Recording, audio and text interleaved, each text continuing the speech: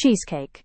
Creamy, rich, and topped with fruits, chocolate, or sometimes nothing at all. It's one of the world's most beloved desserts. But here's the twist.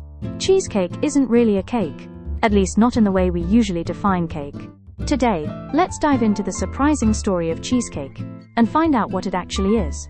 To understand why cheesecake doesn't quite fit the category, let's look at what makes a cake a cake.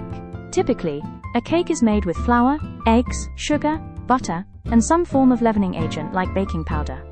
These ingredients create a light, airy structure. Cakes rise. They have crumbs. They're soft and spongy. Now think about cheesecake. Does it rise like a cake? Not really. Does it have that fluffy crumb? Definitely not. Cheesecake is made primarily from cream cheese, eggs, sugar, and sometimes sour cream or heavy cream. There's usually a crust made from crushed biscuits or pastry, but flour, the backbone of most cakes, is either absent or plays a tiny role. In fact, many food experts argue that cheesecake is closer to a custard or a tart than a cake. The texture is dense, creamy, and silky, more like a set pudding than a baked sponge. The story of cheesecake goes way back, over 4,000 years ago in ancient Greece. Believe it or not, cheesecakes were served to athletes during the very first Olympic Games in 776 BC. The recipe was simple: cheese, wheat, honey, and eggs, baked into something that gave athletes energy. When the Romans conquered Greece, they adopted the recipe and spread it across Europe. Over centuries, it evolved into the cream cheese-based dessert we know today, especially after cream cheese was invented in New York in the 1800s.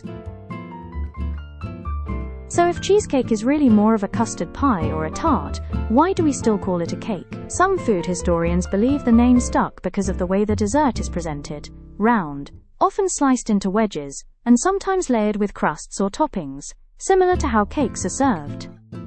Over time, cheesecake simply became the accepted name. After all, would you really want to order a cream cheese custard tart at a cafe? Probably not as appealing. Today, cheesecake takes on many forms around the world. In Japan, you'll find jiggly soufflé cheesecakes that are airy and light.